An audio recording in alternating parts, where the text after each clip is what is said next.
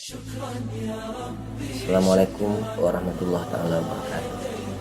Pembukaan kita tumpangkan kepada pihak yang sudah buka tadi. Kalau KD kita hari ini adalah tentang surah Al-Isra ayat 72, ayat 82 tentang bahwa Al-Quran itu sebagai syifa atau sebagai obat atau penyembuh. Kita bacakan dulu. Wa nunazzilu minal Qur'ani ma huwa syifaa'un wa rahmatul lil mu'minin wa la yazidudz zalimina illa khasara. Dan kami menurunkan dari Quran itu ada yang menjadi obat dan rahmat bagi orang-orang mukmin, dan bagi orang yang zalim hanya bertambah kerugian, karena orang yang zalim itu orang yang pasti tidak percaya bahwa Quran itu sebagai obat. Kalau dalam kajian tafsir tematik, kita harus merangkai ke ayat sebelumnya. Dalam tafsir maudhu'i itu ada namanya al-maudhu' al-jami'. Itu kajian tafsir tematik dalam satu surah. Dalam satu surah ini, ayat ini ternyata Quran sebagai obat itu tidak serta-merta menjadi obat. Ada ayat rangkaian sebelumnya, yaitu dari 79 misalnya. Wa minal laili fatahajjad bihi nafilatan laka asa ayyab'asaka rabbuka maqaman mahmuda. Jadi Tuhan itu mesti bangkit ya di makom terpuji. Nah, saat seorang hamba itu melaksanakan atau melakukan sholat tahajud. Nah, panjang sebenarnya uraiannya ini, tapi secara umum ini saja dulu bahwa syarat pertama untuk Quran jadi obat itu mesti Tuhan itu bangkit ia di makom terpuji ya. Jadi kita akan berada di tempat yang terpuji ketika juga kita sampai ke makom itu. Nah, ini kebanyakan orang-orang menerjemahkan derajat. Memang iya, sholat itu adalah mukmin itu memang naik tangga, naik derajat namanya, hijrah namanya. Nanti di bahasan takbiratul ihram juga ada penyampaian hijrah. Nah, naik derajat ya dari makom insan ke makom mukmin, ke martabat ruh, naik martabat sebenarnya itu.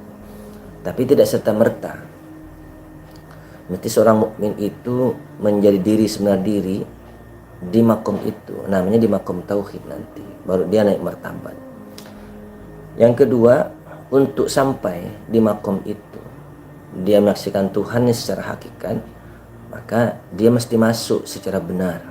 Wa qul rabbi adkhilni mudkhala sidqin wa akhrijni mukhraja sidqin waj'alni min ladunka sultanan nasirani. Siti tadi yang bertanya Satria, siapa Siti? Siapa yang bertanya? Yuri Nur Erina ya. Nah, iya. Jadi sholat itu untuk sampai di makam terpuji itu harus masuk ke sebuah tempat.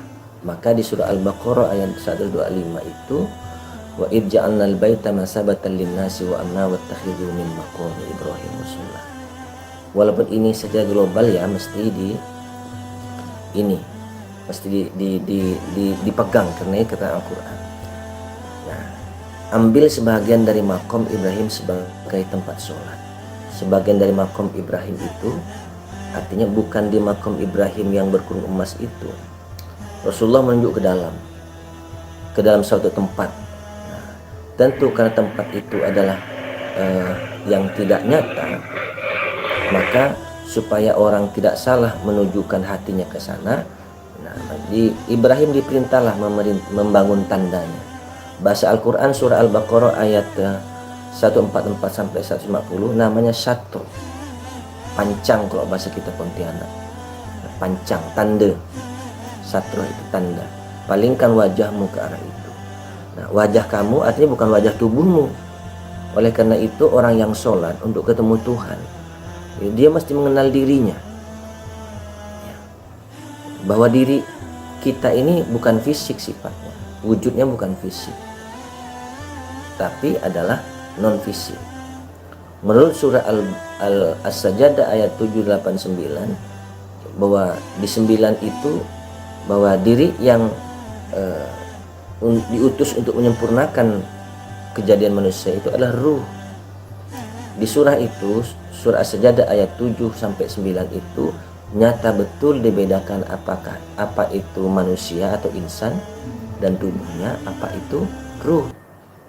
Nah, singkatnya adalah diri kita ruh, maka kita harus mencari wajah ruh itu apa. Wajah ruh itu apa? Wajah kita itu apa? Kalau ini wajah tubuh syarif bukan wajah syarif. Ini mukanya namanya. Nah, untuk menemukan itu, apa itu? Bahwa di surah Toha ayat 14, ini kan kalian IAT ya, ilmu Al-Quran tafsir, maka saya menggunakan kekuatan munasabatul ayah ya dalam tafsir tematik ini. Nah, di surah Toha ayat 14 itu kita kan di 79 bicara sholat, ya kan? Di 78 itu bicara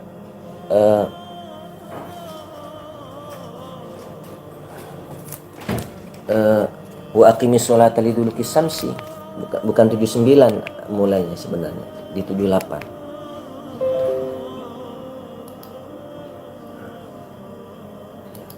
Di 78. Nah, Toha 14 menyebutkan innani anallahu la ilaha illa ana fa'budni wa aqimis sholata lidzikri. Sungguhnya akulah Allah itu. Ada wujud yang berbicara yang mengatakan akulah Allah itu. Maka sembah aku, yang pertama sembah aku, dirikan sholat. Artinya abadaya butuh dengan sholat itu tidak sama. Nah, jadi saya menerjemahkan abadaya butuh ibadah itu ritualistik, rukun sembahyang 13. Sedangkan sholat itu adalah subjek dari, kalau bahasa umum itu ruhnya, yaitu hubungan hati kepada Tuhan. Nah, supaya disebut berhubungan hati maka ingat aku, kata Allah. Nah, ini ada 3.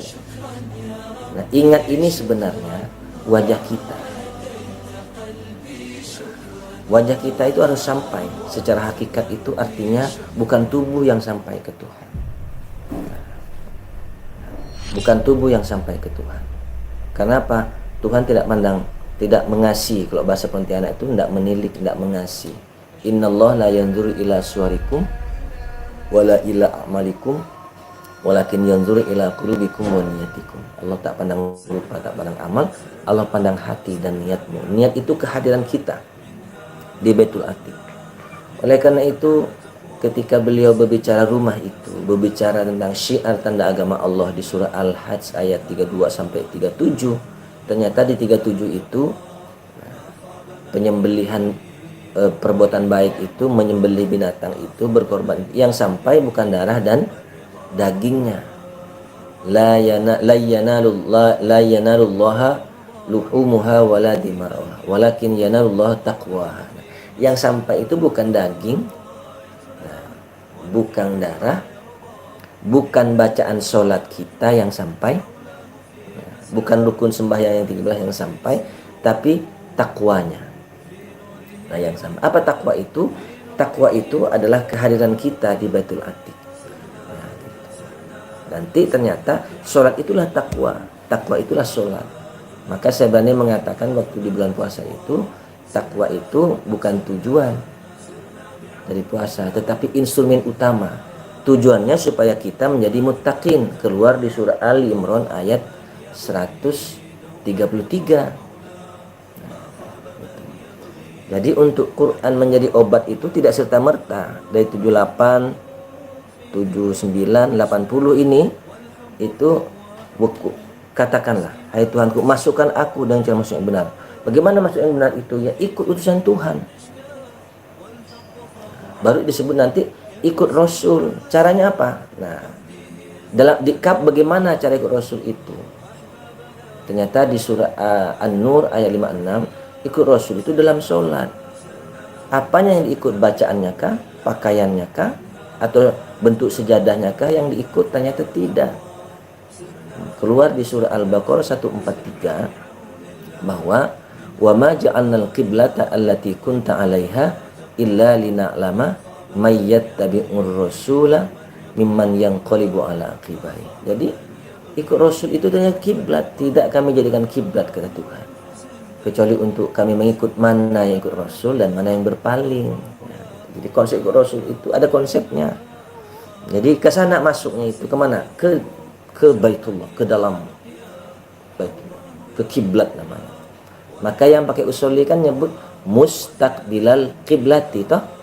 Nah, secara menghadap kiblat. Mustaqbilal itu dalam keadaan menghadap kiblat. Dalam keadaan hati ini berpaling ke kiblat.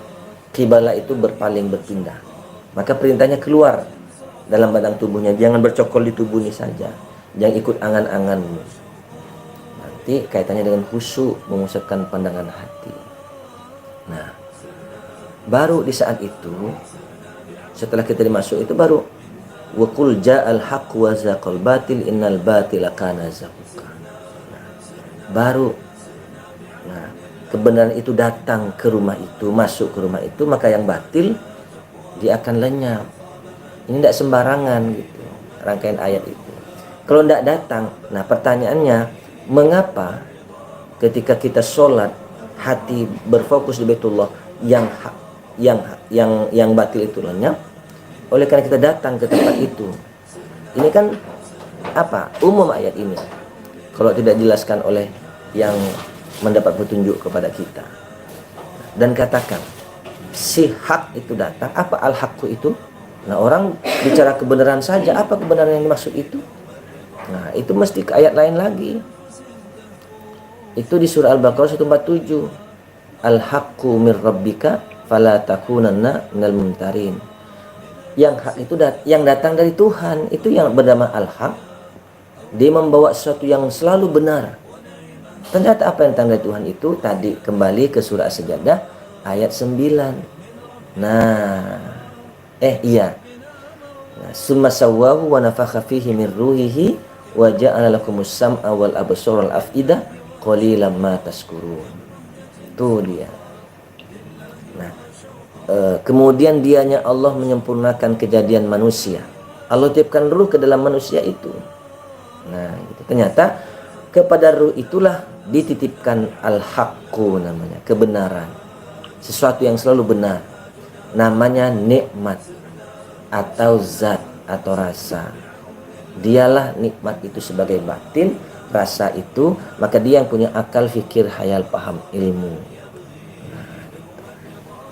Mana bukti kalau ruh ini dititipkan chips oleh Allah berupa kebenaran? Mana buktinya? Nah, keluar di surah Al-Kahfi ayat 1. Alhamdulillahilladzi anzala ala abdihil kitaba wa lam yaj'al lahu iwaja. Puji bagi Allah yang menurunkan kitab, yang kitab itu tak pernah bengkok. Nah, apa kitab itu? Keluar di surah Al-Hujurat ayat 45 sampai 49 bahwa ayat kitab itu adalah bal huwa ayatun bayyinatun fi suduril ladina utul ilma. Nah, ternyata ayat kitab itu adalah ayat yang nyata di dalam dada orang-orang yang dikasih tahu. Nah, ketika masuk ke situ yang batil keluar, maka baru kemudian waja'alli min ladunka sultanan nasiro. Kita akan mampu. Mampu apa? Mampu menjadi diri sendiri. Maksudnya apa? Mampu untuk tidak berdempet dengan yang baru. Yang baru itu apa? Namanya hawa nafsu, dunia setan atau insan.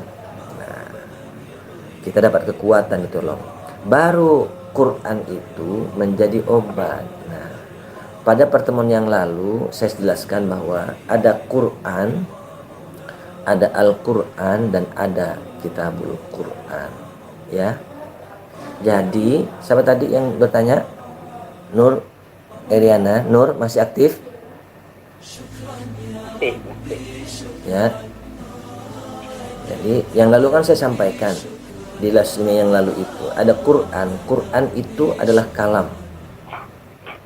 Dia di hati Muhammad. Sesungguhnya Quran itu sifat Allah. Wujudnya nur Allah dia. Itulah sebenarnya Quran yang punya pembicaraan. Secara bahasa Quran itu adalah nakiro bentuknya. Nakiro itu abstrak, tidak kelihatan. Maka disebut Quran itulah yang la harfa wala saut. Bukan huruf, bukan suara. Nah, bukan huruf, bukan suara. Hanya Muhammad Rasulullah yang paham dengan itu. Dalam rangka Quran itu memberi petunjuk, termasuk ini memberi obat, ini menjadi obat itu. Padahal nanti ayatnya yang menjadi obat itu, salah satu dari ayatnya sebenarnya.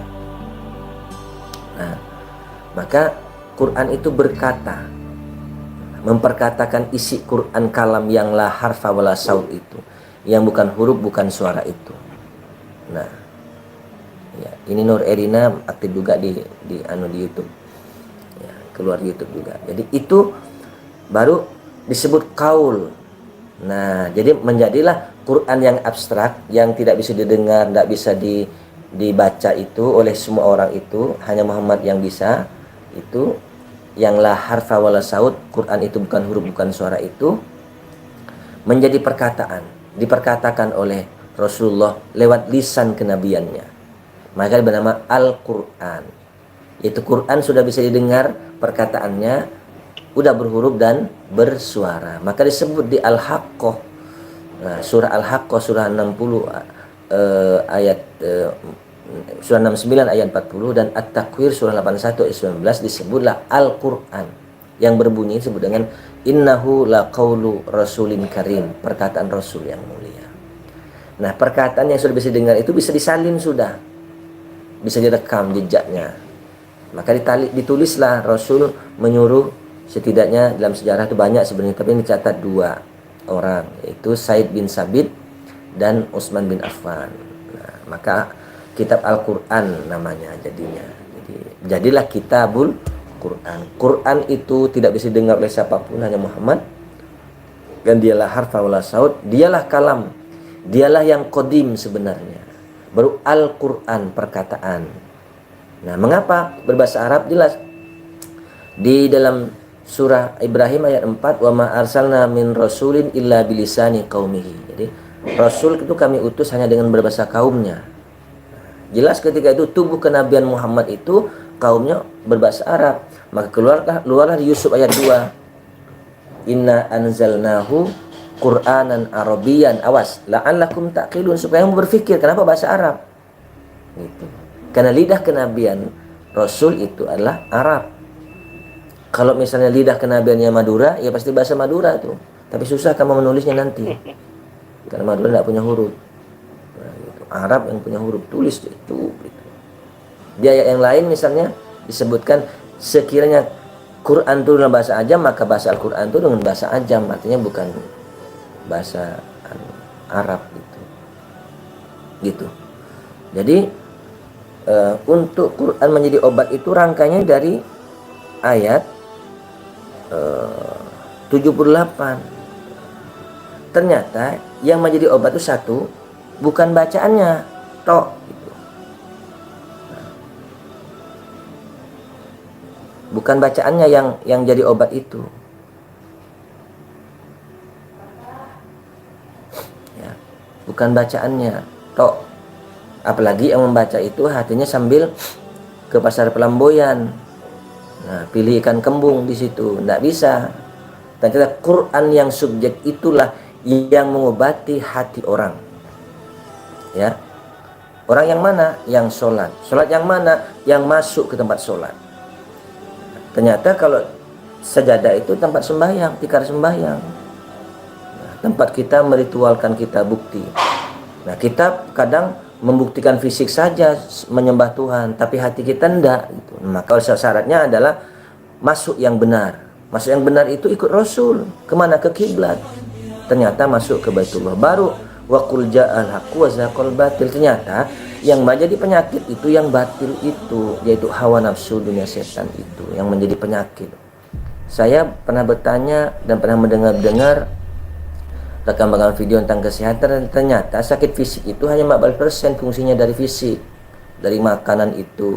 Jadi dokter itu menyarankan jangan terlalu takut dengan dengan kolesterol, dengan apa, hanya 15% pengaruhnya. Selebihnya itu batin. Maka sembuhkan batin itu, mendapat kekuatan itu, baru wajah al-haq wa zaqal batin. Innal batila kana zahuka. Saya sebut penyakit hati atau maksiat batin. Apa itu? Nafs amarah, nafs lawamah. Bahwa ada ketika dibacakan teks Al-Quran itu sembuh, iya. Bahasa teman-teman digunakan untuk ruqyah, iya. Itu. Iya. Berarti keyakinan. Tapi dengan syarat apa? Lil mu'minin, menjadi obat dan rahmat. Obat sini. Satu-satu kita anukan, kita bahas. Syifaun wa rahmatun, menjadi obat dan rahmat. Oke lah, obat di penyembuhan. Saya lebih kepada penyembuhan penyakit hati. Karena itu yang paling merusak. Kadang kalau udah hati ini gelisah, makan pun tak nyaman. Ketika makan tidak dirasakan, nanti tidak ada manfaatnya itu. Boro-boro mau sambil berhakikat dalam makan. Udah galau aja ini.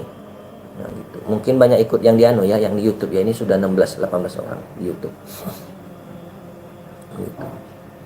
Nah, warahmatun. Nah, tadi rangkaian 78 sampai ke 81 itu untuk rahmat itu. Apa rahmat itu? Keluar di surah Al-Ahzab ayat 43, yaitu yukhrijunna, dengan rahmat itu yukhrijunnas, dia memberikan rahmat, yaitu yukhrijunnas minaz-zulumati, mengeluarkan ruh yang mudah menjadi manusia ini, bersifat manusia terus ini, dikeluarkan dari yang gelap kepada yang terang benderang. Jadi rahmat itu sebenarnya ikut Rasul wujudnya. Terkeluarkanlah kita dari sifat yang ini kan disebut alam zulma, melahirkan kezoliman. Nah ya, alam zulma ini melahirkan kezoliman, yang gelap ini melahirkan kezoliman. Ruh ada dalam ini, disebut yang terang dalam yang gelap. Melahirkan kezoliman. Apa kezoliman itu? Tidak boleh direka-reka definisi ini Pak, itu nebak-nebak definisi itu. Definisi atau epistemologi itu dalam rangka membatasi yang luas. Nah, itu pembatasan yang luas epistemologi.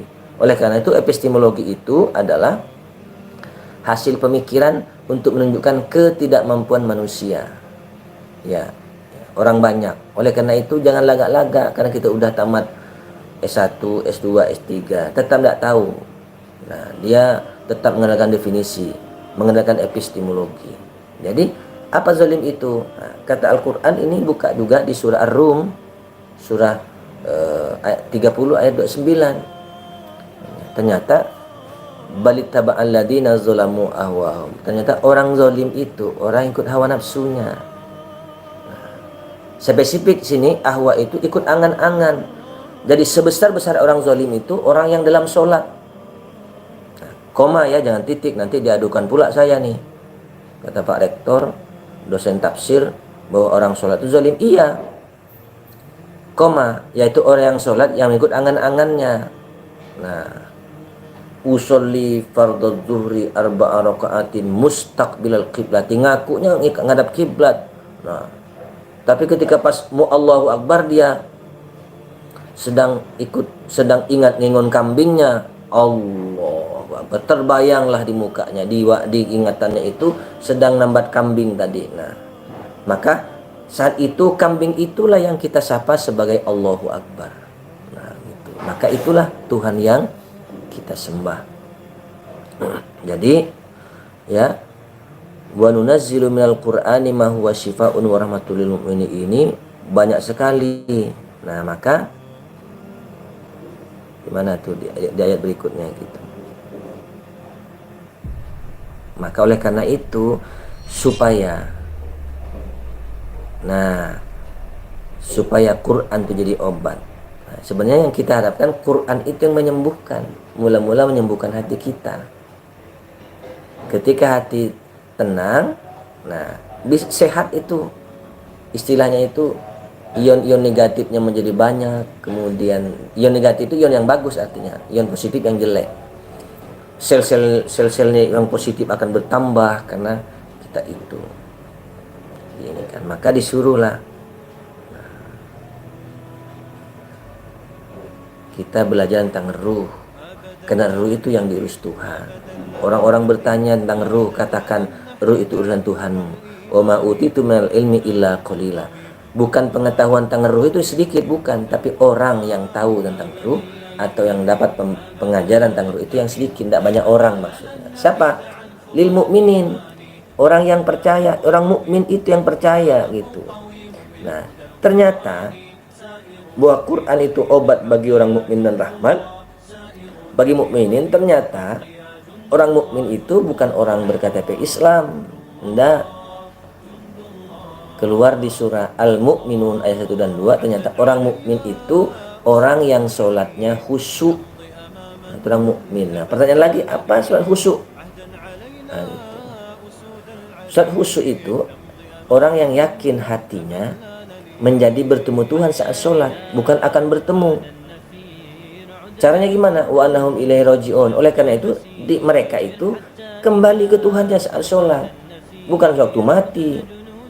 Inilah agak benar. Dalam sholat hatinya ke pelamboyan, pas mati hatinya mau balik ke Tuhan. Enggak. Jadi jerengkung di pelamboyan itu nanti itu dia. Dan laga itu. Innalillahi wa inna ilaihi raji'un diucapkan pada waktu ada kematian. Dalam sholat ndak balik ke Tuhan, pas mati mau balik Tuhan, apa urusanmu ke Tuhan? Nah gitu. Jadi ndak serampangan begitu. Ternyata wasta'inu bisabri wassalah, minta tolonglah dengan sabar dan sholat, atau jadikan sabar dan sholat sebagai penolongmu. Nah, minta tolong dari apa tadi? Dari kebatilan, dari sakit hati tadi itu. Katanya Quran mau jadi sifat, jadi obat. Nah, wa innaha lakabiratun illa alal khoshiin.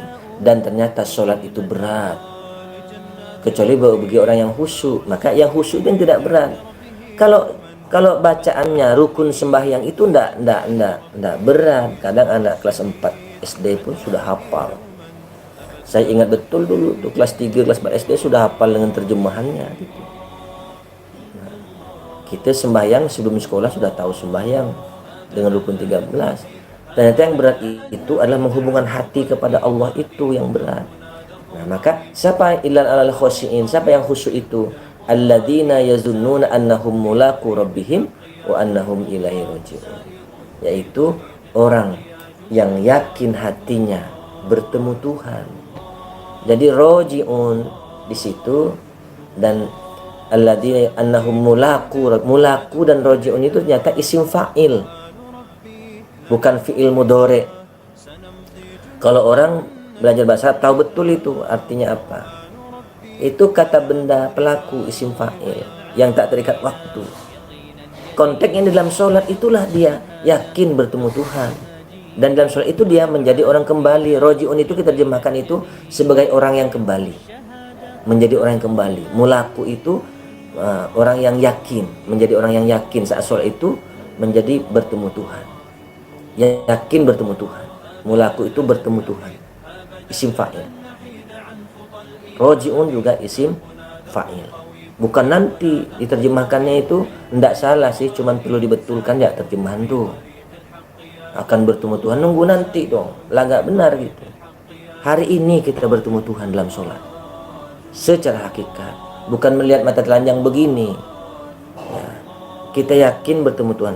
Contoh Pak Bayaki yakin mau bertemu saya, dia datang ke rumah saya, gitu istilahnya. Kalau yakin bertemu saya tapi datang pelamboyan, bula namanya tuh. Atau begini namanya tuh, mau ketemu gubernur mesti ke Jalan Ayani. Kalau datang ke Korem mau ketemu Danrem namanya. Datang ke kantor wali kota mau ketemu wali kota, bukan ketemu gubernur namanya. Itu yakin tuh dengan langkah maksudnya itu. Ini yakin ya yakin, mustaqbil kiblati, menghadap kiblat, yakin menghadap kiblat. Tapi ketika Allah Akbar hatinya di kampung, hatinya di sawah-sawah, di gunung-gunung, ya itu namanya ngolok-ngolok namanya. Nah, jadi tidak serta-merta ya. Siapa tadi bertanya? Nur Eriana. Nur Eriana itu aktif di apa? Di YouTube. Gitu. Ada pertanyaan lain? Ya, jadi rangkaiannya banyak. Sholat, Udah itu tahajud lagi ya, tambahnya itu. Udah itu mau disebut sholat, masuk secara benar. Kemana? Ke tempat sholat yang diperintah oleh Allah. Nah gitu. Innama umirtu an a'budu rabb hadhil baldah alladzi harama. Aku, kata beliau, hanya diperintah, itu kita sebenarnya, untuk menyembah Tuhan. Ini rumah. Nah, artinya dalam rumah itu kita menyembah Tuhan, bukan di sawah-sawah. Oh Pak, kan katanya Tuhan di mana-mana. Itu orang tak baca ayat Al-Quran, jangan diikut. Itu orang yang mengandalkan hayal-hayal dan teori-teori macam-macam, ya, tak perlu saya sebut lah. Jelas kok di surah Al-Hadid ayat 3 dan 4. Huwal awwal wal akhir wal zahir wal batin wa huwa ala kulli syai'in alim. Huwallazi khalaqas samawati wal arda fi sittati ayyam tsumma stawa 'alal 'arsy. Dianya Allah. Ya, terjemahnya begitu ya. Dianya Allah. Dia, kata Allah. Dia itu Allah itu. Nanti sebut aja Tuhan lah. Dianya Allah yang awal yang akhir. Itu di buku wujud di balik teks itu di bab 7 jelaskan itu siapa yang awal itu.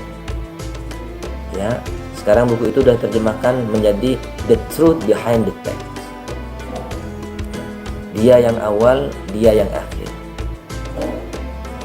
Dia yang zahir, dia yang batin. Dia mengetahui segala sesuatu. Lalu dia yang menjadikan langit selama 6 hari, dia bersemayam di aras. Bukan di pelamboyan dia bersemayam, di aras. Di mana aras itu? Wa kana arsyuhu 'alal ma. Arasnya Allah itu di atas air. Nah, di mana itu? Makanya wa naza'na ma fi sudurihim min ghillin tajri min tahtihimul anhar. Tuh, kami mencabut penyakit hati itu yang ada dalam dada mereka itu. Nah, kami, kata Tuhan. Di mana? Tajri min tahtihimul anhar. Mesti di tempat yang di bawah mereka itu ada mengalir sungai-sungai. Itu bukan sungai Landa, bukan sungai Kapuas. Ketabrak kau nanti wiridan di situ. Itulah di Baitullah. Karena aras itu di Baitullah. Jadi baru kemudian baik bacaannya, ya kan. Lebih-lebih Quran yang punya perkataan itu, yang ditulis hari ini kita bisa membaca kitab Al-Quran itu, baru menyembuh menjadi obat. Awas, dan rahmat bagi rahmat itu sendiri bentuknya sholat. Ikut Rasul ke sana. Keluar yang gelap, keluar yang terang benderang. Yang terang benderang itu rumah cahaya di situ. Beliau yang nurun ala nurin juga ada di situ. Disebut yang gelap kepada yang terang benderang. Bukan dari siang ke malam ke siang. Orang itu ngomongnya tuh gitu aja, yang gelap ke yang dari yang gelap kepada yang terang benderang. Apa yang terang benderang dan apa yang gelap? Yang gelap itu alam zulmah.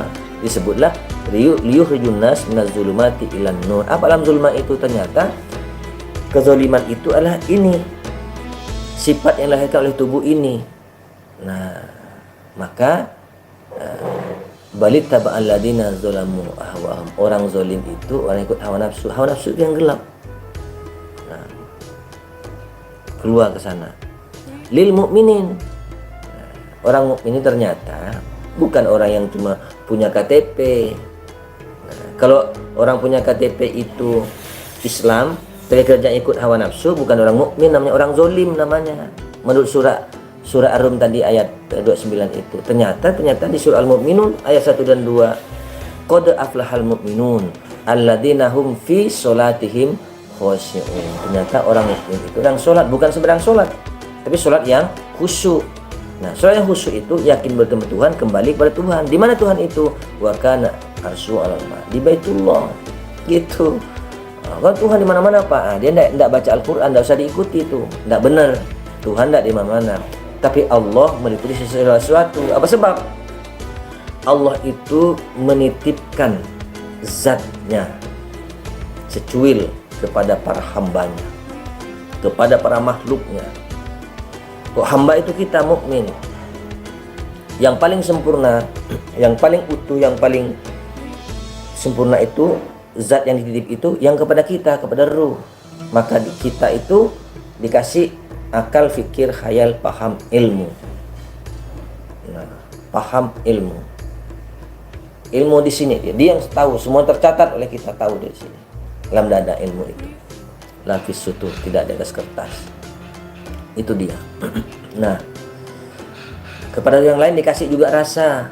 Kepada hayawan, nah, dikasih rasa. Kepada tumbuhan, mana bukti tumbuhan itu punya rasa? Ya kan? Ya, coba. Udah riset ilmiah lagi nih. Kan?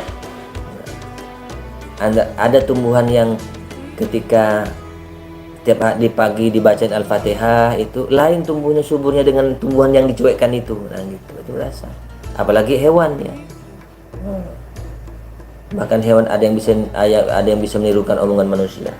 Tetapi nah, hewan yang paling berbahaya itu namanya hayawanun natik. Itu al-insan, hayawanun nasik, hayawanun natik. Insan.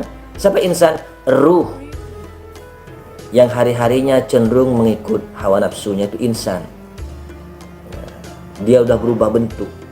Semula dia sebagai mukmin di sisi Tuhan yang sana, masuk ke tubuh menjadi manusia, karena kita selalu mengadaptirkan diri kita kepada sifat manusia, sifat yang bernama manusia, yaitu insan, yaitu hawa nafsu dunia setan. Bentuk nyatanya nafsu amarah lawamah, emosional, mudah marah, mudah tersinggung, ajib, takjub akan dirinya, ria, show only dalam perbuatannya, takabur, iri, dengki, menghasut, menfitnah, tamak, loba, sombong. 13 maksiat batin. Itu sebabnya kita disuruh melakukan ritualistik sembahyang dengan rukun sembahyang 13. Sebanyak 17 rakaat.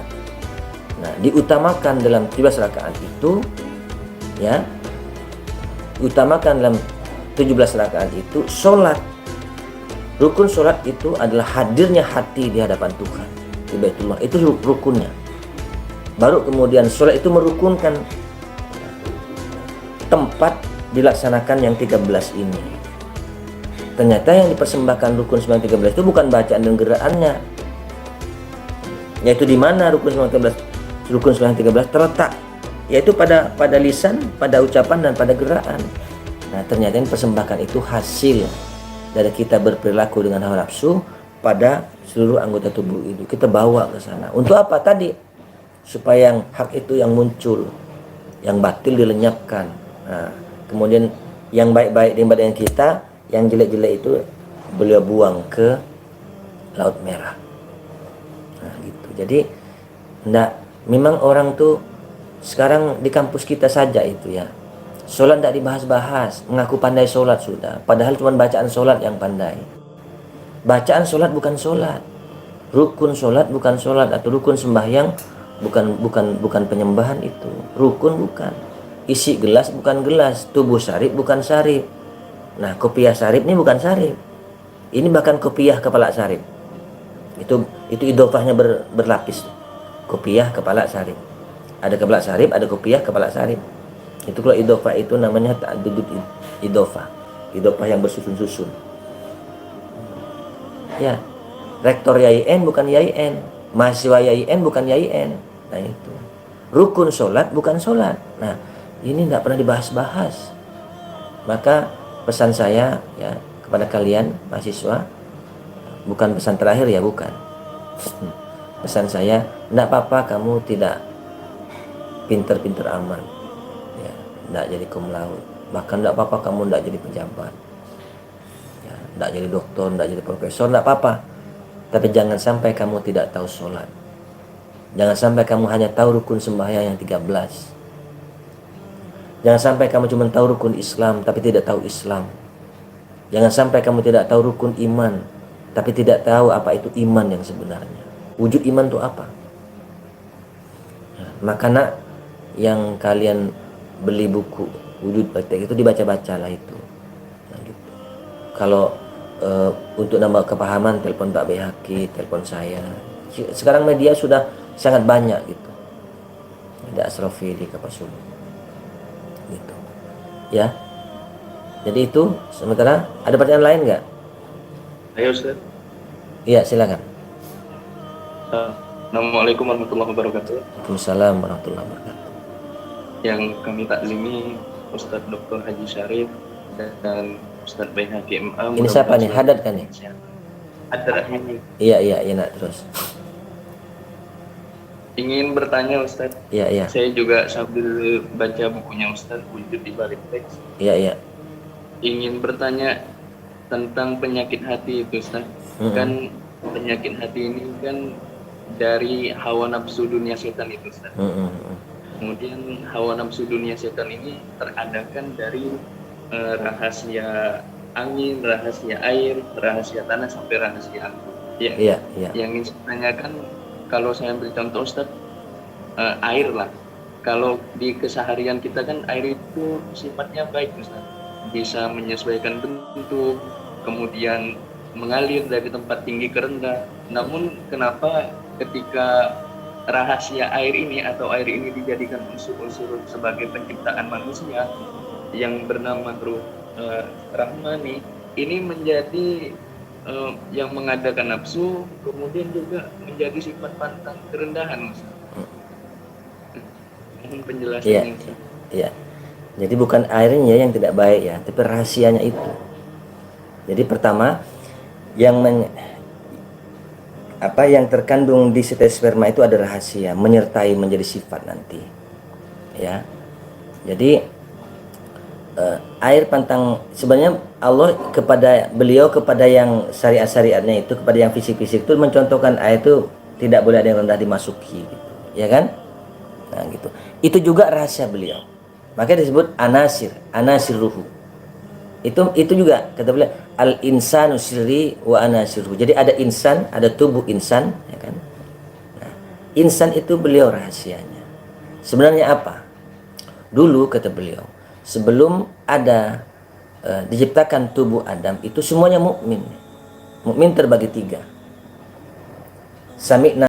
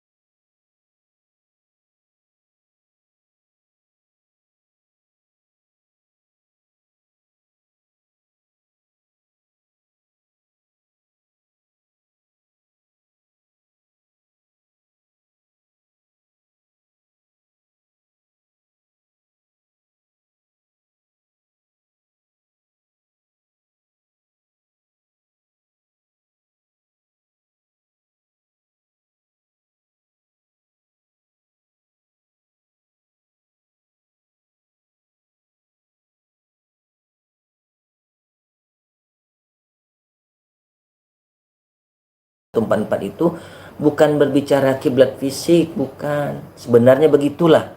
Tapi saya tidak masuklah ke dalam dunia polemik itu, tidak mau saya masuk. Nanti malah justru merusak hati. Ya, kita dimaki-maki orang tuh merusak. Kita diancam-ancam orang itu juga kadang berdebar juga hati ini gitu. Jadi gitu, saudara. Jadi bukan airnya, bahkan bukan ruhnya itu yang jahat. Tapi dia suplemen kejahatan. Kita dipakai jahatlah kita. Apa instrumennya? Dia diam nih. Contoh cuka atau racun. Dia bisa mematikan enggak kalau enggak diminum? Enggak. Haddad? Biasa. Iya. Racun tuh diam tuh di botol. Ya. Kalau didiamkan tuh, dia membunuh orang enggak kira-kira? Enggak, Ustaz. Enggak. Kalau gitu racun enggak jahat. Enggak bodoh dia. Ketika dimasukkan oleh kita ke mulut, nah mati kita. Nah itu dia. Bukan kita yang mati. Nah, terjadilah kematian. Kita lepas dari tubuh mati. Itu dia. Sama dengan racun juga. Apalagi contohkan itu. Pisau itu bisa terbang seorang enggak nusuk? Enggak. Sama gitu. Ternyata pisau enggak jahat. Yang gunakan pisau itu yang jahat. Nah, gitu. HNDS sebenarnya enggak jahat, dia pasif. Setan itu enggak salah. Yang salah iblis. Siapa iblis itu? Ruh yang menggunakan setan. Itu yang salah. Dia tahu iblis itu siapa sebenarnya. Nah, ternyata yang jahat itu iblis. Siapa iblis? Ya ruh yang memakai HNDS, memakai insan, memakai setan gitu. Itu ya, ya. Jadi tidak jahat nak dia pasif. Dia sebenarnya dikaruniakan oleh Allah kepada kita untuk dikendarai. Nah kita bisa menikmati, bisa kita bayangkan tuh Haddad kalau tidak ada hawa nafsu. Orang seperti apa tuh? Ya jelaslah malaikat tidak salah-salah, dia tidak punya tubuh, tidak salah-salah dia terus begitu. Nah, maka disebutlah sebenarnya ruh ini sebenarnya mendapat kenikmatan yang lebih dari hamba yang lain gitu. Dari makhluk yang lain. Hamba yang lain dimasukkan ke dalam makhluk yang lain. Nah, hamba yang masuk ke tubuh manusia ini yang paling disebut apa? Sempurna, maksudnya itu bukan sempurna yang dalam pertemuan dengan Tuhan, bukan. Beruntunglah gitu. Kita bisa bayangin kalau kita tidak punya gairah makan yang enak. Bisa kita bayangin kalau misalnya Haddad tidak punya nafsu, tidak tertarik dengan cewek cantik. Oleh karena itulah turunlah para oleh anbiya mengasih pengabaran, ya, mengasih aturan Tuhan supaya diikuti, supaya dalam kita menggunakan hawa nafsu ini tidak tergincir-gincir amat gitu. Nah, sambil makan diadakanlah sembahyang 5 waktu. Beliau tahu kita ini lemah gitu. Ruh yang masuk ke tubuh manusia itu jadi lemah, beliau tahu kok. Tuhan itu tahu. Maka disediakanlah sembahyang 5 waktu. Soal 5 waktu itu menghapus antar waktu itu dosanya. Subuh menghapus dosa siang malam. Zuhur menghapus dosa dari subuh sampai zuhur. Asar menghapus dosa dari zuhur sampai asar. Begitu selanjutnya itu. Tapi ingat, bagi siapa? Bagi yang menyembah Tuhan, bagi yang sholat. Kalau cuma sembahyang ya tidak berlaku itu. Apa sebab tadi itu? Nah, di sisi Allah itu masuk dengan benar itulah dapat kekuatan. Baru yang hak datang, yang batil lenyap. Di tempat itulah, di tempat yang kita masuk secara benar itulah Tuhan mencabut penyakit hati. Nah, dibersihkan, diterima di situ. Maka tobat dulu baru istighfar. Tobat dulu baru minta ampun. Tobatnya taba itu artinya taubat itu kembali. Kemana? Wa nahum ilaihi raji'un itu kemana kembalinya itu? Ke tempat asal dong. Ya kan, masa ke tempat, kalau ke tempat baru bertamu namun bukan kembali. Nah, oleh karena itu urgensinya kita belajar dari mana kita ini datang. Ternyata semua ruh itu, kata beliau, ana abul arwah, kata Rasul. Aku bapaknya ruh, Adam bapak segala tubuh. Di mana tempatnya itu dijadikan itu? Di rumah asal, di Baitul Atiq, itu di Baitullah. Semua ruh berkumpul di situ. Nanti setelah dia bertugas ke tubuh manusia, selamat, kembali lagi berkumpul di situ. Kalau tidak selamat, tidak di situ tempatnya. Nah, di bawahnya sedikit, dalam neraka namanya nanti itu. Berkumpulnya, tidak di situ lagi. Nah, supaya selamat dan sekarang berkumpul-kumpul lagi ke situ. Kapan berkumpulnya, Pak? Setidaknya 5 kali dalam sehari semalam, dalam sembahyang 5 waktu berkumpul lagi lah ke situ. Secara hakikat Secara hakikat itu artinya bukan tubuh yang berkumpul di situ.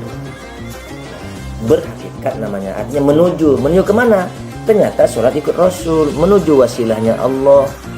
Coba baca surah Al-Hajj ayat 7. Wa'adzin fil haji wa'adzin fil nasi bil haji ya'tuka, kata Allah kepada Muhammad. Serulah yang dalam manusia itu. Yang di dalam manusia itu ruh. Nah, ibu-ibu nih yang sedang nonton ini pasti pernah melahirkan. Kata bahasa Melayu pernah bunting. Nah, tanyalah, mesti 4 bulan 10 hari, 4 bulan lebih bergerak-gerak. Itu tandanya ruh dimasukkan ke sana. Nah, serulah ruh itu maksudnya. Serulah yang dalam manusia itu berucah, berhaji, bertemu Tuhan. Kapan bertemu Tuhan? Sholat. Bukan musim haji saja. Musim haji pun bertumpuk-tumpuk di situ, mengelilingi Ka'bah di situ, tapi hatinya di Sungai Bawang tidak ketemu Tuhan, ketemu anak cucunya. Ya tukah datang kepada engkau wahai Muhammad. Itu. Jadi makanya sholat ikut Rasul, datang kepada Rasul dulu, baru diwasilahkan kita kepada Allah. Ini dalam tingkat senandung yang tinggi sebenarnya. Begitu ya Dad ya. Jadi semua hawa nafsu, dunia sehat, dunia setan, rehan, rahmani, jasmani, idofi itu tidak jahat. Dia diam kok. Pisau itu tidak jahat, racun itu tidak jahat. Nah, apalagi yang membahayakan tidak jahat. Yang menggunakan itu yang jahat. Mengapa jahat? Karena bodoh. Mengapa bodoh? Karena lupa dia. Maka al-insan mahalul khoto' wan nisyan. Insan itu tempatnya ruh menjadi salah karena dia lupa. Gitu nerjemahkannya Dad ya. Al-insan mahalul khoto' wan nisyan. Insan itu apa? Insan itu sifat. Insan itu bentuknya hawa nafsu, dunia setan. Nyatanya nafs amarah lawamah. Emosi, mudah marah, tersinggung, ajib, ria, takabur, iri, dengki, menghasut, menfitnah, tamak, loba, sombong. 13 masyarakat. Akarnya 4 menjadi 17. Nah, itu hubungannya dengan waktu yang dengan 5 waktu 17 rakaat.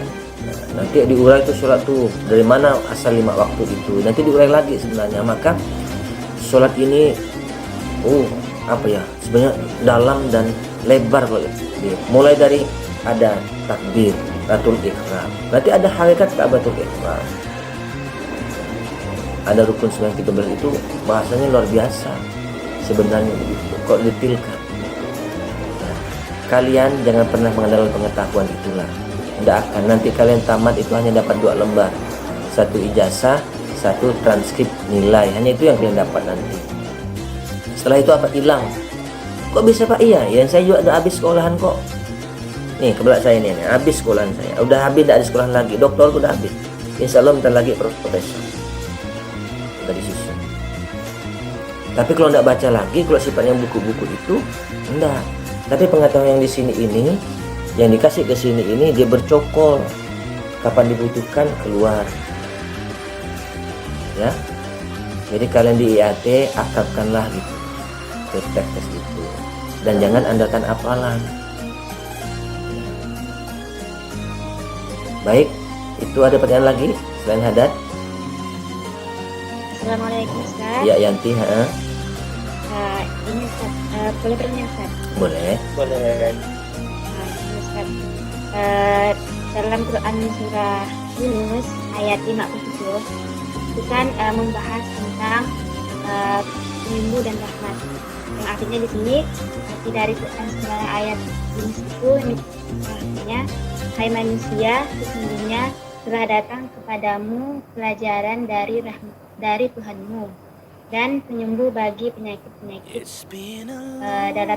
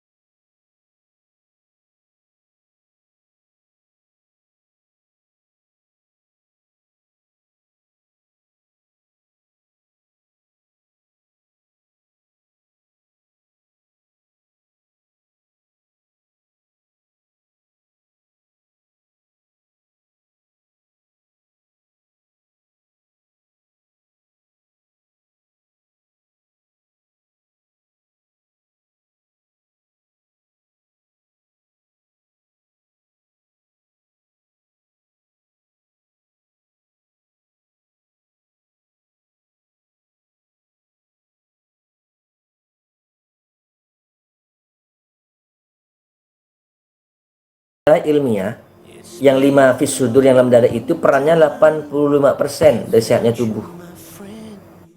Nah, penyakit itu hanya 4% kan dari makanan dan lain-lain. Itu kata dokter loh, bukan kata saya. Jadi apa Pak itu hikmah itu yang ia adalah pengajaran wal mau itu, dan hikmah itulah pengajaran yang baik. Ya. Jangan jadi antara hikmah dan mau'izah itu satu bentuknya. Apa? Hikmah itu orang lingkupnya pengajaran tentang diri kita, mengenal diri. Lalu tentang hubungan diri dengan Allah, hubungan diri dengan Muhammad, dan hubungan diri dengan Baitullah. Ini jelas ya. Allah, Muhammad, Baitullah, jelas ini. Yang dalam dada itu ruh bentuknya, wujudnya. Pada ruh itu ada nikmat, ada rasa, ada zat. Jadi nikmat dan rasa ini yang betulkan. Supaya keadaan cuma dua, hayatun nafsi cuma dua, itu baik tidak baik. Nah, supaya jadi baik, maka ini yang disasar oleh Rasul. Innama bu'istu liutammima makarimal akhlak. Akhlak itu wujudnya nikmat itu, wujudnya rasa itu, bukan af'al. Af'al itu yang dilahirkan dari rasa itu. Jadi keliru orang kalau akhlak diterjemahkan dengan af'al. Secara bahasa aja udah beda. Ya, secara bahasa aja udah beda. Tidak sama akhlak dengan af'al. Akhlak itu sumber perbuatan. Jadi akhlak yang diperbaiki. Nah, jadi mau'izah hasanah itu mau'izah tentang akhlak, tentang diri. Lalu hubungan diri dengan Allah, apa hubungannya? Allah sebagai yang menciptakan, yang menjadikannya. Hubungan diri dengan Muhammad, awas, saya tidak bicara tubuh Muhammad. Tubuh Muhammad itu tubuh kenabian namanya. Itu bersuku bangsa Arab. Kalau Muhammad itu yang menjadi batin pada Nabi, itu nur Allah wujudnya. Apa hubungannya? Diri ini ruh. Ruh ini di surah Asy-Syura 52 itu cahaya wujudnya dari yang maha cahaya. Untuk menjelaskan ini mesti nanti di surah An-Nur ayat 35. Panjang lagi nanti ini kalau jelasan ke situ. Jadi ke sini ya dulu ya. Jadi hubungan diri dengan Muhammad itu bahwa ruh ini asalnya dari nur Allah. Maka beliau berani mengatakan, ana abul arwah wa Adam abul bashar. Aku bapaknya para ruh, Adam bapak segala tubuh. Ana nurullah wal mu'minuna minni. Aku nur Allah, kata dia. Nah, mukmin itu ruh itu dari aku, mukmin itu dari aku. Mukmin itu terbagi 3. Ya. Jadi maka disebut nanti itu yang pertanyaan kamu ini. Pertama mau'izah. Jadi bagus pertanyaanmu. Mau'izah itu bentuknya ilmu hikmah. Sebaik-baik pengajaran itu tentang akhlak, tentang diri. Hubungan diri dengan Allah, hubungan diri dengan Muhammad, dan hubungan diri dengan Baitullah. Apa hubungan diri dengan Baitullah? Apa hubungannya? Kita dulu dijadikan di Baitullah itu. Di situ tempat asal kita. Hubungan kita adalah Baitullah tempat asal. Maka hari-hari kita bolak-baliklah ke sana. Secara hakikat, apa yang ke sana? Fokuskan pandangan hati. Itu bahasa yang saya sebut. Ingatan kita fokuskan ke situ. Jangan ingat yang lain-lain. Kenapa tidak Allah, Pak? Tidak mungkin ingat Allah. Jangan berbulak kalian. Karena Allah belum pernah kalian lihat. Bagaimana bisa diingat? Baitullah pun, Pak, belum bisa diingat. Karena juga belum pernah ketemu ya. Maka datanglah ke satrohu, palingkan, hadirkan ingatanmu, wajahmu di satrohnya. Satrohnya itu namanya Ka'bah wujudnya. Satroh itu artinya arah, tanda. Kalau di Pontianak namanya pancang, tanda. Kalau di Madura namanya tetenger, namanya tanda situ. Tepat di posisi itulah bangunan itu, rumah yang disuruh kita masuki itu. Kita yang disuruh masuki ke sana, diperintah untuk masuk ke sana itu. Nah, kemudian baru telah datang kepada kamu, wahai ruh yang telah jadi manusia, pengajaran dari Tuhanmu. Siapa yang pengajaran itu? Utusan Tuhan. Namanya pengajaran dari Tuhan. Bukan Tuhan langsung yang ngasih pelajaran kepada kita. Utusan Tuhan.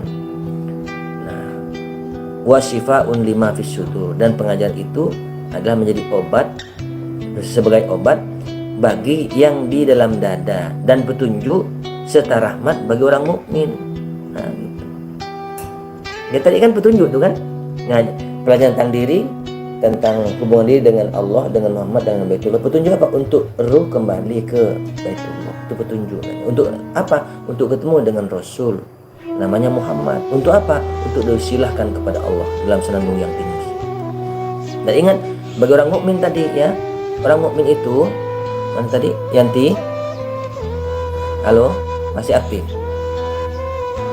Orang mukmin itu tidak sekedar orang punya KTP ya. Orang mukmin itu orang yang sholatnya khusyuk. Itu al-mukminun ayat 1 dan 2. Coba tadi, saya tidak ngutip dari mana-mana loh tadi.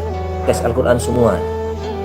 Nah, orang khusyuk itu orang yang dalam sholat itu yakin betul hatinya menjadi bertemu Tuhan, karena dia kembali ke Tuhan saat sholat. Jadi jangan bulai diri, jangan bohongi diri. Kalau hati kamu sedang, Yanti orang mana? Orang sambat Ustaz. Ya iya, kalau hatimu sedang disambas, disambasnya di mana? Di sekarang. Hah? Di Sekarang. Sekarang. Sekarang. Iya. Jadi kalau hatimu sedang di kampung, ingat emak bapak di sana. Jangan lalu kita menipu diri. Oh, yakin bertemu Tuhan, yakin bertemu emak bapakmu. Nah, coba sekarang pejamkan mata. Kelihatan enggak emak bapak di sana? Ayah ibu kelihatan enggak? Coba pandang bapak ibumu, hati mukamu. Kelihatan enggak? Walaupun beliau sudah meninggal umpama, tetap kelihatan. Itu namanya pandangan hati. Coba kamu alih sekarang ke kiblat. Kiblat itu tandanya Ka'bah. Kelihatan enggak? Kelihatan dengan jelas. Nah, coba pakai mata ngadap kiblat. Kelihatan enggak? Nah, tempat dinding enggak kelihatan. Itu namanya. Jadi, iya. Kalau kamu yang sedang hatimu disambas, lalu yakin bertemu Tuhan. Tadi kan Al-Baqarah 46 kan begitu. Alladzina yazunnuna annahum mulaqu rabbihim wa annahum ilaihi raji'un. Orang khusyuk, orang itu yang yakin hatinya menjadi orang bertemu Tuhan saat sholat. Karena 45 tentang sholat. Oleh karena dia yakin, untuk yakin menjadi orang bertemu Tuhan, maka mesti wa annahum ilaihi raji'un. Karena mereka sedang kembali ke Tuhan, bukan ke pelamboyan, bukan ke sambas hatinya, kembali ke Tuhan. Maka boleh kamu, oh ya, saya sedang berhadap Tuhan. Nah, baru di situ terjadi hukum wa'budullaha ka'annaka tarahu fa illam takun tarahu fa innahu yaraka. Sembah Allah seperti engkau melihatnya, engkau tak melihatnya, dia melihatmu. Nah, gitu. Jadi kita tidak melihat pun secara kasat mata, tapi hati kita ada di Baitullah itu, beliau mesti memandang kita. Nah, itu dia. Nah, ada ini buku kebetulan cocok. Buku itu dikarang oleh mu'allaf di Jerman, masuk Islam karena risetnya ini. Nah, judul buku namanya Allahnya Muhammad, judul buku itu. Nah, jadi di buku itu dicatat, diterangkan kemana pikiran kita dipusatkan, maka di tempat itulah ada sosok cahaya hologram kita, seperti tubuh kita ini. Tapi bentuknya cahaya, diteliti dengan alat. Nah, apa hubungannya Pak?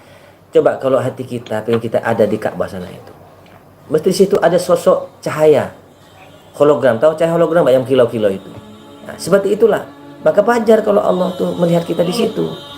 Nah, tapi kalau hati kita sembahyang itu ada pelamboyan, nah, disitulah sosok cahaya hologram kita. Maka yang melihat kita bukan Allah, tapi udang yang sedang kita pilih itu yang melihat kita di situ. Jadi ini apa ya? Saya menjadi gemetar bahagia gitu membaca buku itu gitu. Ternyata secara ilmiah pun bisa dipelajari gitu. Mula-mula keterangan dari Rasul seperti ini. Ya. Jadi jelas orang mukmin itu yang sholatnya khusyuk ya. Tidak semua orang berkata Islam di orang mukmin ya. Lawannya kafir. Kafir itu ingkar. Ingkar itu apa artinya? Mengingkari kebenaran yang ada di hatinya. Terima kasih ayatmu ini. Udah lama saya tidak baca dulu, padahal menjadi isi ceramah saya ini untuk mengkonekkan ke surah An-Nahl ayat 125 dan 126. Wajadilhum billati hiya ahsan. Nah, kalau udah belajar tentang hikmah itu, nah kemudian bermujadalalah, berdiskusilah dengan yang lebih baik. Yang lebih baik itu adalah dengan yang referensi yang jelas ini. Nah, kalau tidak tahu, hanya katanya, saya pikir, lebih bagus diam. Mangkana yu'minu billah wal yawmil akhir falyakul khairan aw liyasmut. Nah, kalau kamu tidak mampu berdalil, diam saja, tidak perlulah ini. Maka ketika kamu dimaki-maki orang, diapakan? Di ayat 126-nya itu, ya kan? Nah, wa aqibu ma aqabatum bi.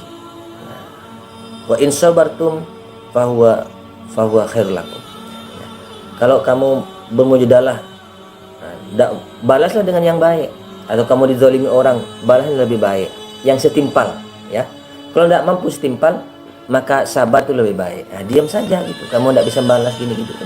Orang merasa sudah berdalalah, sudah apa istilahnya itu berdalil ketika dia buat pendapat ini pendapat itu. Lalu Al-Quran ini tidak diasinya gitu. Ceramah 2-3 jam, sepotong ayat pun tidak disampaikan. Apa namanya itu? Itu namanya agama dipikir-pikir, dikira-kira. Nah, omongan orang itu jangan dianggap agama, karena agama bukan itu. Agama bukan keterangan. Ad-din huwa al-iqamah. Agama itu adalah pendirian hati, namanya gitu. Ya kan? Maka perintah beragama itu namanya aqimis sholat, dirikan hubungan hatimu kepada Allah. Sholat itu beragama. Nah, kalau yang lain itu pernak-pernik gitu. Untuk mahligal, sedekah itu untuk membuktikan kalau hati kita, karena sholat kita itu sudah diperbaiki Allah, tidak kikir gitu kan. Lisan kita tidak lagi kasar-kasar, itu hanya bukti saja. Dan itu tidak terjadi ketika kita tidak sholat. Kenapa? Yakin pasti ya, orang yang tidak datang kepada Allah hatinya tidak dibetulkan oleh Allah. Kadang mohon maaf, kadang hanya terjadi pura-pura baik saja, dihalus-haluskan ngomongnya, ya kan? Ketika disakiti dendam dia, nah gitu, pura-pura cipika-cipiki, pura-pura aja, itu hatinya berduri, berbulu hatinya. Nah, yanti ya, jelas syaratnya bagi orang mukmin itu orang yang sholat. Nah, kalau boleh pertanyaannya jangan nyinggung orang yang di luar kita lah gitu ya. Nah, itu urusan Allah lah. Bagaimana Pak orang yang kafir? Tidak usah lah. Nah, kita juga, kamu juga tidak tahu apa kafir nanti sebenarnya. Kita sendiri ketika kita mengingkari kebenaran dalam hati ini, kita jadi orang ingkar namanya, yanti ya. Jadi jangan gemar-gemar nunjuk, ketika nunjuk orang sana yanti 1 ke depan, 3 ke kita tuh. Ingat tuh. Hati-hati. Nah, untuk itu nanti ada tugas khusus nih, kan nyebut orang di luar Islam tadi. Nah, ada video tentang mukmin, tentang apa? Tentang kafir di situ. Ada video. Ya kan? Kita mukminkah atau masih sudah mukminkah atau masih kafir? Enggak salah judulnya begitu tuh. Ada video di Hikmahati itu ya. Nah, ya, semua tuh yanti itu. Ya. Jadi tetap orang mukmin. Jangan lo nyebut mukmin lo kita di masjid-masjid saja. Banyak orang masjid itu kok ikut hawa nafsu kok. Saat itu dia itu syirik. Saat syirik ya kafir tuh. Coba baca Luqman 13, Al-Bayyinah 1-2, kemudian Ar-Rum ayat 29, jelas itu. Orang syirik itu orang zolim itu orang syirik itu orang kafir. Lam yakunil ladina kafaru min ahlil kitabi wal musyrikina muntakina hatta ta'tiyahumul bayyinah. Orang syirik, inna syirka la zulmun azim minal ladina kafaru min itu. Jadi orang syirik itu ya orang kafir, orang zolim. Orang zolim itu orang ikut hawa nafsu. Kalau kamu sholat itu hatinya ikut hawa nafsu, ikut angan-angan, nah itu sudah termasuk ingkar, kafir namanya pelakunya, isim fa'ilnya kafir. Maka jangan mudah-mudah nyebut kafir gitu. Bahwa orang sebut kafir karena tidak sehakidah dan kita, itu bukan urusanmu, bukan urusan kita, urusan Allah dan Rasulnya. Apa kata beliau? Sanunabbi'ukum bima kuntum takhtalifu. Nanti kata Tuhan akan kutunjukkan apa yang kalian perselisihkan itu. Kalau memang kita baik, agama yang kita anut kita baik, tunjukkan kebaikan itu lewat perilaku kita. Demikian ya. Ada yang lain bertanya? Terakhir, kasih kesempatan. Udah sejam lebih kita. Udah hampir 1,5 jam. Yang lain? Kalau tidak ada, ya segala penyelesaian akhir kuliah, ya ini berarti kuliah penutup. Ya, tugasnya nanti itu Pak Bihaki. Nah, suruh resume video-video terkait sesuai dengan KD kita itu sebagai tugasnya. Hari ini pendalaman, ada KD nih tentang memahami surah Al-Isra ayat 82 tentang bahwa Quran itu sebagai penyembuh bagi orang dan rahmat bagi orang mukmin, orang mukminnya. Jadi di surah Al-Summa nih Pak Yaki, sebarkan ini dan ternyata tadi juga saya nyebut takwa kan, ada di KD sebelum juga tentang takwa juga. Nah gitu, surah Al-Summa ini surah Al-Summa, sebarkan linknya ke yang lain. Kemudian itu yang dikumpulkan nanti kita koreksi. Demikian dulu, terima kasih Pak Bhaki dan yang berhadir. Terima kasih juga yang hadir kuliahnya di YouTube. Sementara demikian dari saya. Wassalamualaikum warahmatullahi taala wabarakatuh.